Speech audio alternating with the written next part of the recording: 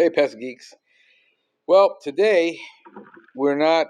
It's Blue Chair, but I don't have any cigars today. You might wondering, well, why don't you have cigars? Well, went to the Paul J. Bello conference and I took a whole box of cigars, and well, everybody smoked them. I shared them with everybody, so now I don't have any cigars. No, that's not it. I decided I'm not going to smoke a cigar because I've got I'm renewing my life insurance. I bought a policy several years ago. I'm renewing it, and I'm having just an iced Cuban coffee, kind of like in between a latte and an iced coffee, but just Cuban. And I decided I'm not going to have a cigar because they want me to get blood test and get everything done. So I'm trying to be in the best shape I possibly can, and I don't want anything to go wrong or any nicotine to show up in my bloodstream. I only smoke maybe once a week, once every 2 weeks sometimes, and well, I just want to be, I want that premium to be as low as possible. So I'm sacrificing myself for my family and not having a cigar, although I really wanted to. I went out last night, went to one of my favorite places to go to.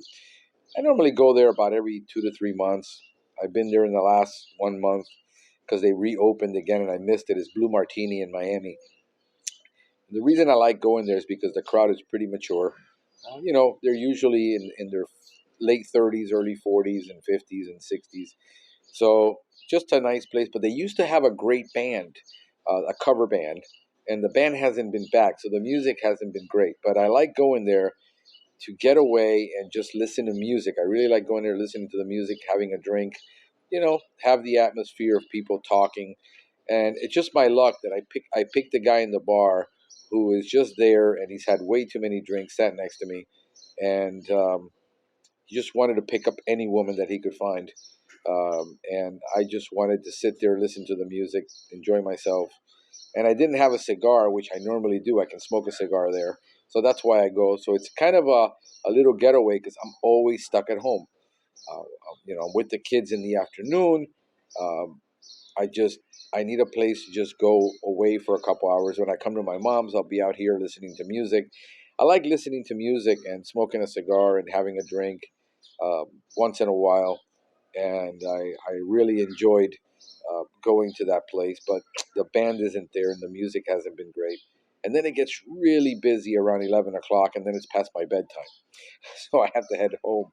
And so yeah, I was there till about 11, and I go in early. I went in like around, I don't know, six something. Just to Yesterday was my relaxed day. I went to brunch, and then I cleaned my house, which I really need to get a maid to clean that house. I'm just tired of doing that on the weekends.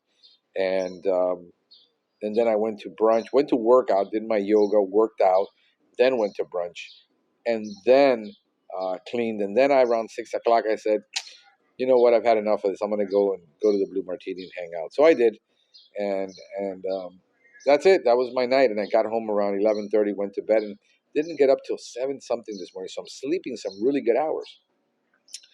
And it's just been a pretty good week. Calls are slow. Getting a lot of termite calls. The only problem is that's one of the reasons I want to get into termites. I'm giving away somewhere. I've been giving away in the last year. I will normally about $5,000-6,000 a week in termite work, and I've never gotten termites because I had so much. I had my GHP, my lawn, and now I'm doing nothing. And I said maybe I'm giving away $200,000-300,000 a year worth of termite work. Then I'm referring. I'm getting a commission for it, but I'm still, I could be, instead of making 10%, I could be making the 90%. Like everybody thinks. And the only problem I have is that I do not have a termite certificate yet. I went to PMU, took all the courses. I know what it is that I have to do, but I need a certified operator. So I have to do two things. I either have to hire a certified operator that has the certificate so I can do the work and pay him to, do it, evaluate it, sell it, or get a certified operator that has a certificate that will sign a training ID for me here in Florida, in Miami. And then I can go out and do my 45 jobs, certify, he can certify that I did it for him, but it has to be under his contract, his insurance, his license. And basically, I would be doing free labor for him in exchange for me to be able to get my credentials. The other offer is, hey, we'll just sign off on the deal for you and that you did it. And I just, one of the problems that I have that slows me down in business, it really does slow me down, is the whole issue of ethics. Once I know something is wrong, my conscience will not allow me to do it. If I do, I just won't be able to rest. And some people will say, well, that's stupid. I've got people willing to sign, two guys, they trust me. They know I'm not going to do them wrong. And they were willing to sign for me that and give me the addresses. And so I don't have to go through that whole trouble. These are good people that trust me, that know that I won't do them wrong. And yet I know in my heart it's wrong, even though they don't see anything wrong with it. They're willing to put their certificates on the line for me and help me. But here's what I really want. Here's what I'm looking for. That I actually go and do the work and earn those 45 jobs. It's called work ethic. It's called business ethics. These are competitors of mine that are willing to sign off for me, but I actually want to go do the work. But they don't get that much work. They do tenting and stuff. They're not going to get it. I mean, I will go in and check termite stations. I will drill. I will treat. I will trench. I will do the actual work for you for free. And I want it, earn it legitimately. So this is probably going to either cost me $30,000 to hire a certified operator to get into termite, but then I'm going to expect him to do the work and him to do the sales and him to do, evaluate whether we want to take this on or not, or find somebody and then in the next maybe month or two, gather my work and then be able to qualify to take the state exam for lawn and ornamental. I already know what's on the exam. I know what to do. Lawn and ornamental is more difficult than the termite exam here in Florida. But I need the 45 jobs. So if you're here in Miami, you've got a certified operator, you're willing to take me on, I will do this for anybody that ever wanted me to and help them get their certificate. I would. Then I'm looking forward to you calling me, letting me know, hey, come in and my exchange is going to be for your help. You're going to get free labor. You're going to get the work done. I'm going to do it right.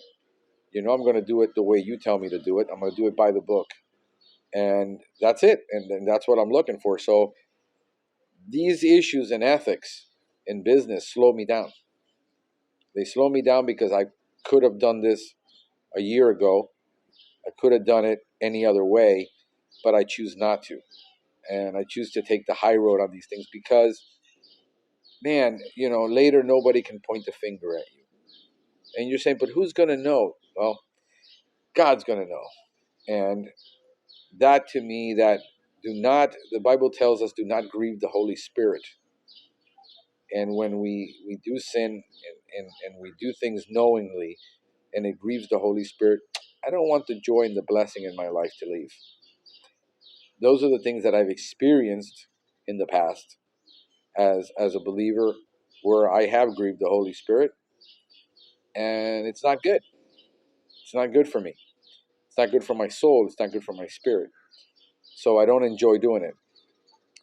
So those are the challenges, man, the moral issues. To me, it's more of a moral issue and a spiritual issue when I reverse engineer it.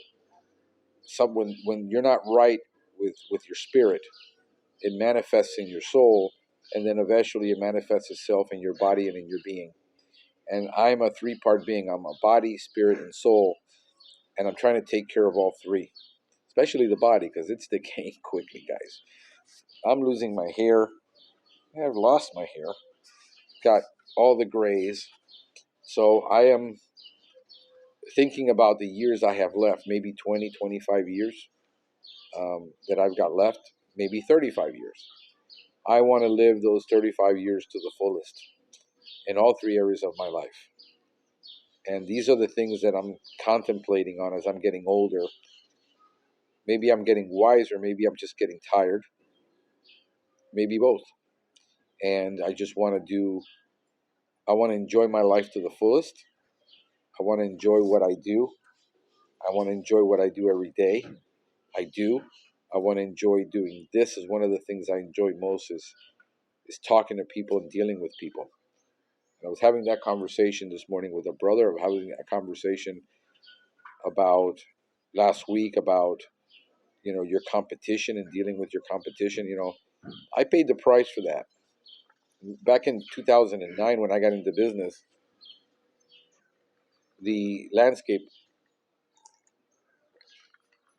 when the landscape industry was hurting, so they decided they're going to do free pest control, and I lost a bunch of clients within 6 months after being in business. Lost like $10,000 worth of business. And my retaliation was, instead of being, bad mouthing my competition and telling everybody and throwing everybody under the bus, I went ahead and I said, well, if they're going to do pest control, I'll do landscaping. I got into the landscape business. And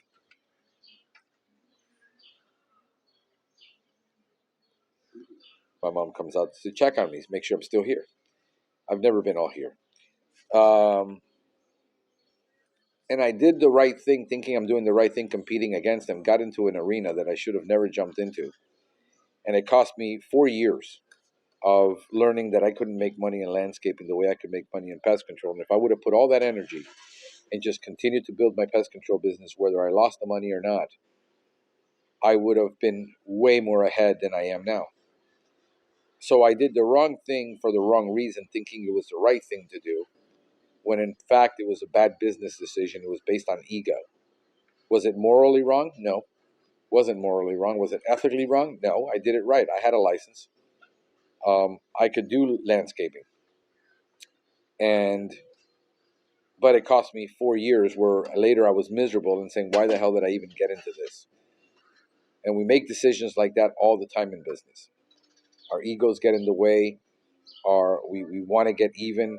We want to take it back, when we could just refocus and focus our attention on the positive versus things that rob us of energy. So I had a landscaper, and I had all this, and I had an extra vehicle, and I had a whole bunch of things that, ¿me ven? Claro, porque algo está entrando. No. Sí, alguien compartió contigo un mensaje, pues, que te mandó un mensaje por... Pero es que nadie a mí me tiene que mandar mensajes, a mí nadie sabe, él sabe que yo cojo los mensajes. Sí, mami, todo el mundo piensa que tú lo coges, y te están mandando Daisy Cervantes allá en... Daisy. Sí. Daisy, mi sobrina. Sí, te estaba mandando un mensaje por Messenger, yo creo. Entonces... Pues mira. She still doesn't know how to use her phone. It's not going to get any better either. Así empezó ayer. Sí, mami, porque todos los mensajes te están entrando. Pero que así empezó ayer y después no... ¿Quién es Lucía Aureli? Lucía. Ajá. Aureli. Ajá, ¿es familiar tuyo? Sí, es una familia mía. Mira, Yoli te estaba marcando, mi hermano te estaba marcando, yo te marqué. Entonces, todo eso, ya te lo borré ya. No te va a volver a marcar. Bueno, deja ver, ojalá y no... All right. So, we're dealing with all these ethical, moral, emotional, and business issues. And I'm sitting here thinking all this through. And she wants to have a conversation with me now. She's actually having a conversation with herself. She talks to herself just like I do, which I wonder where I get it. My father used to talk to himself, and it drives my mother nuts. It drives my children nuts. It drives everyone nuts that I sit there and I talk to myself. when apparently there's nobody in the room and I'm having a conference meeting with 5 people. Um, so yeah, so I'm having all these thoughts of all these issues, and I'm looking at, conversations people are having with me in finances and the issue of ethics and morals. And listen, I don't judge. I've never been one of those people to judge. I always sit there and I say, listen, here's what Scripture says, and here is the problem, and I'm reversing engineering everything. But I don't sit in judgment of what other people do, because I realize we're all fallen. We've all fallen by the grace of God. We're where we're at because of the grace of God. We're all fallen, and we got to deal with all this. And a lot of the time, it's, you're broke and you're getting paid cash and you're seeing your money outflow, and you're like, I'm just not going to declare it. I'm going to take all the cash, put it in my pocket, and not declare it. And it happens all the time in business. Everybody I've seen in business does it. It still doesn't make it right, and it doesn't when you get an audit and they're going to audit you and you're leaving a paper trail. If you get audited, you're going to have a lot of fines, a lot of interest, and a lot of things to pay back. And is that going to be detrimental to your business? I really care more about your well-being and health than I care about the fact that what you're doing is wrong, because in the long term, it could harm you. So I'm having these discussions. I've had these issues. I've had the same temptations. Hey, I don't have to declare this. I can just put this in my pocket, put it under a mattress somewhere. It's cash, and not worry about it. The problem is when people are paying you through Zelle, or they're paying you through a check, or they're paying through one of these apps. It's all traceable. And again, I had a confrontation when I went to PMU, not with the teachers, but with myself, about the realities of the SDS. And I wanted to talk to you about this. And the whole issue with the SDS is, as solo operators, we think the SDS doesn't apply to us because most people think the SDS, which is known as the MSDS, formerly known as the MSDS, the artist formerly known as MSDS, is now known as SDS. Safety data sheet, where it used to be called the material safety data sheet. And you think that it's just for if you have a spill, for first responders to know what to do. Actually, it's not. The SDS is there, and it's mostly by OSHA and DOT and FIFRA, and it's a 3-part. And the reason it's created is to basically harmonize globally for a lot of purposes, mainly trading chemicals, but getting them imported and getting people trained on chemicals, and help with export and import, and help commerce. There's a whole lot behind that SDS than just what we think. It's just worker safety. But it is worker safety. And the problem is it's enforceable. It's enforceable when you have employees. The problem is if you're a solo operator, you feel the only thing that applies to you is the label, that the SDS does not apply to you. And I'm looking at this, and I've got employees, and my job is to protect my people. And once you have employees, everything changes. It's no longer about you. It's no longer what you would do. It doesn't matter what you think. It doesn't matter what you would do. It's what is the government going to say, and what is going to happen if you get it wrong? What's going to happen when it's becoming more enforceable now, where FIFRA is enforcing it more, OSHA is enforcing it more? It's becoming a problem when you have an employee accidentally injures himself or gets sick.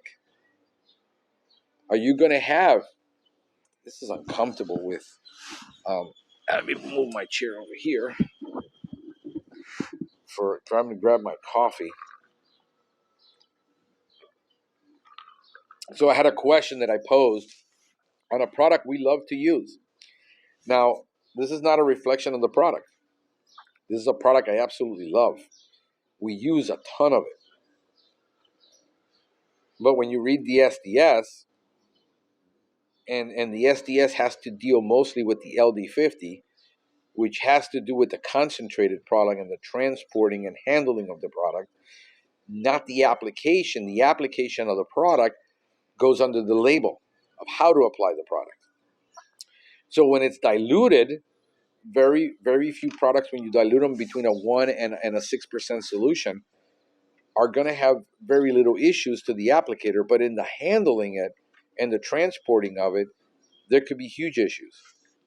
And the discussion that I've put up online, and I've put this online before, and there seems to be a huge confusion because nobody is paying attention to the SDS. We're only paying attention to the label because the label is the law. That is what we've been taught. The label is the law. But if you notice on all the labels, it says it is a violation of federal law to use this product inconsistent with its labeling. It doesn't say inconsistent with its label. It says labeling. When you look on the EPA website, it explains the difference between the label and the labeling. And according to FIFRA, the labeling includes the SDS.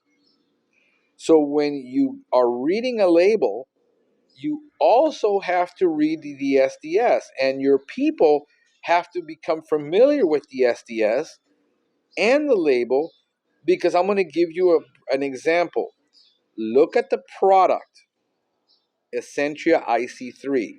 Here is a company, me, who used Essentia when it first came out, who buys a usually obscene amount of Essentia, who loves the product, who uses the product, who also uses Ecovia, and also uses other by JH Biotech.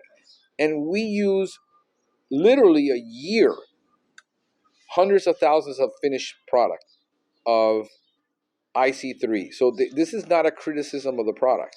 This is a product I love. I love Zoecon for what they do and the products they put out. We use an enormous amount of their products. Gentrol. It has to do with the facts. And the label only has PPE for handlers, not for applicator. When you read the label, there is no PPE for applicators. The label allows for indoor fogging. And I want you to think about this for a minute, the challenge I'm posing here. The label is a FIFRA exempt product. It does not require FIFRA registration. Therefore, on the label, that sentence, it is a violation of federal law to use this product inconsistent with its labeling, is not on that label. Therefore, do you have to obey the label if the product is exempt?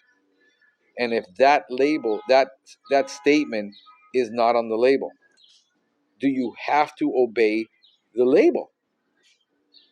And then when you read the fogging, the product has no PPE for using a respirator. When you read the SDS, it says the product should not be used in well ventilated air. You should use it in well ventilated areas and outside. The label tells you when you're going to fog that you've got to turn off all the ventilation systems, and the house is now closed. I want you to think about this for a minute. If the house is closed, is there ventilation? The answer is no. It's not well ventilated. The SDS says the applicator must apply it in outside or well ventilated areas. If they are not going to have ventilation, they need to wear a NIOSH respirator, and it tells you which NIOSH respirator to use. The label has no requirement for PPE at all. We have a problem. Do you see the conflict that we're having? This is not a criticism of the product, and this is not a criticism of the applicator. The fact is, You have to read both as an applicator, because the moment you have an employee applying this product, OSHA steps in. And now the labeling is the law, because the labeling now applies to 3 laws: DOT, FIFRA, and OSHA. All 3. And now you might not be in violation of FIFRA law, but you're in violation of OSHA law, which protects the employee and the technician. And if you don't transport it correctly, you're in violation of DOT. So the labeling is the laws, not the labeling is the law, or the label is the law in this case. And this, when I posed this, if I would have posed, how do I use Essentia IC3 and what application and what pest does it control, I would have gotten 100 hits on that. I would have had 100 people, 50 people say it sucks, that stuff isn't as good as bifenthrin, isn't as good as everything else, and then I would have had another 50 people defending it, and it would have been into a battle, and everybody would have had an opinion. Because I asked the question the way I asked it, I only got one response, and it's, you need to call the ag department and ask them. Actually, no. Well, I wouldn't use it like this and I wouldn't use it like that. The fact is, I gave you the facts of what the label said, and I gave you the facts of what the SDS said. And the answer is, it's both. If you're going to apply it indoor, you have to obey the SDS if you're an employee. If you're a solo operator and you choose to poison yourself, what's the problem with that? Well, the problem is that it says that it can cause dizziness or fainting. And the label tells you, if the person is fainted, you need to take them out to fresh air. Here's what I want you to think about for a minute. If you're the applicator and you're in a home and you applied it without a respirator and you fogged it, and all of a sudden you start gasping for air and you pass out and you fall, and God forbid you don't hit your head on the way down, and now you're unconscious inside a home, injured, who is taking you out? Who is reading that first aid on the label, and who is taking you out? God forbid this is your employee that this happens to, and now you have a lawsuit on your hands. You have a workman's comp claim, and you have an OSHA investigation because you failed to understand that as a technician and you're a solo operator, you're not taking the law and understanding the labeling. Those are the issues that we're battling. These are the conversations I'm having, because the moment I made aware of something, I'm no longer ignorant of it. I have to respond. I'm in constructive receipt of information that I must do something with. And my conscience doesn't allow me to not know that. So when I went to PMU,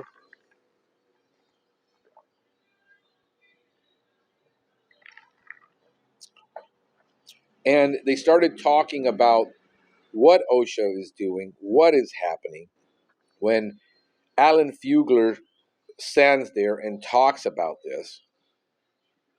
This is the stuff we're not getting, guys, when we go to CEU training, because all the manufacturers are telling us, and this is the beef I've had for decades now, where I've been very vocal about this, and manufacturers don't like it that I talk about this, is that we only get told how to apply the chemical, how to use it, how to do a crack and crevice, what insect to use it for, and how many of us have actually taken SDS training. Which leads me to my second point about why it is that I'm doing my training for free, because I don't want an excuse I can't afford to pay to give the SDS training. You don't have the time to sit there with a technician for an hour and explain. Imagine if you're like me that got 16 SDS labels that we have to train on across the board. This is why most people use only 1 or 2 products and just continue to use that product, why most people just use bifenthrin. Because when you have 16, 20, 30 products to teach on, that is a huge investment in time with your technicians. But guess what? It has to get done. We have to do it. It is part of our business.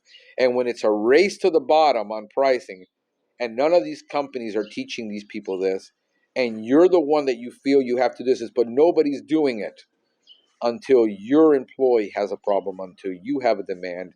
Can you absorb a 10, 20, 30, 40, $50,000 lawsuit on an employee because you failed to do this, because it's a race to the bottom and there's no time and you can't charge the rates that you need to charge to train your people right? And as a business owner, I am plagued with this. I'm challenged with this. I have the same issues you have. And what do we do? So now I've got no choice. Now I really have to crank down and say, yes, we're going to have to sit there for an hour once a week and do SDS training on each label. It's your responsibility to read it. It's your responsibility to sign off that you read it and that you understand it. And if there's a conflict of what needs to be done, I need to be called immediately because there's an issue, and decide what products we use inside and what. This is why I've never been a fan of applying 25V products indoors. Even though I use an enormous amount of 25V products, I'm not a fan of applying them indoors. When you read the icons on an Essentia SDS, it's much stricter or potentially more toxic than applying bifenthrin, than applying Baracor.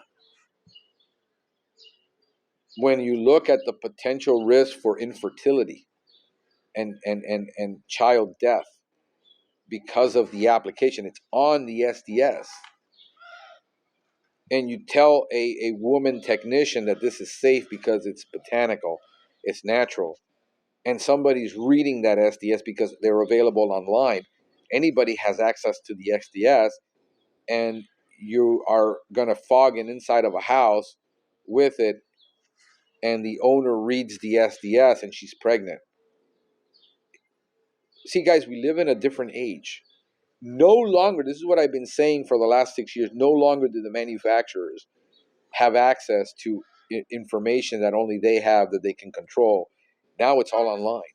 Anybody can get a label. As a matter of fact, we have a full page where we have the label and the SDS, and we send that link to that page to every client and say, here's the products we use, here's the SDS, here's the label, this is how we do it, this is how we apply it, but ultimately it's up to you whether you want these products. And if you don't want them in your home, then you need to tell us, and we have to figure out a way to do it for you. But we can't spray water to solve your problem. We got to use, whether it's a synthetic chemical, whether it's a natural chemical, whatever it is, we have to use it. And it's how we use it that makes the difference.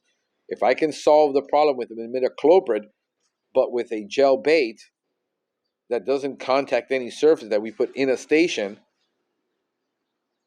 then that's different than us doing a crack and crevice. It's much less chemical in the home. The chemical still has to be. The reality is that the SDS has a label, and then the label says caution, or none at all, but yet the SDS says this product is flammable, and the label doesn't. And as a worker, they have a right to know what they're applying. So now you using Essentia, and one of your female workers says, I'm not going to apply this product because I'm trying to get pregnant, and it says right on the SDS, this is a problem. Now what do? Do you pre-educate people on this before you hire them? Because then once you hire them and you're using this product and the person says, I'm not going to apply it, I'm not going to carry it, I don't want to be near it, now what? These are the issues that we have. And what the problem we have is we have so many groups or so many solo operators don't have to take this into consideration. But us that are growing businesses, We have to take it into consideration. You see where there's a big disconnect, where it's not being taught, it's not being shown that it's important. It's more than important once you get employees into the mix. And there's a difference between a solo operator chooses he's not going to wear a respirator if he fogs. I don't have that choice. I have to enforce the law with my technicians. They have to wear a respirator if they're going to apply that indoor. No ifs, ands, or buts. Because then there is a claim, then there's a problem, then there's a lawsuit, and then you're saying, well, I didn't know. Well, are you willfully ignorant or were you stupid?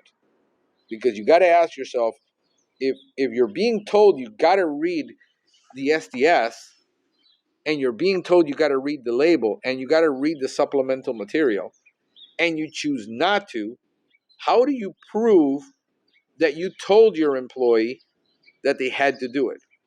And the only way you can do it is by taking a course, giving them a test, having them sign it, and know that you can verify that they took that information.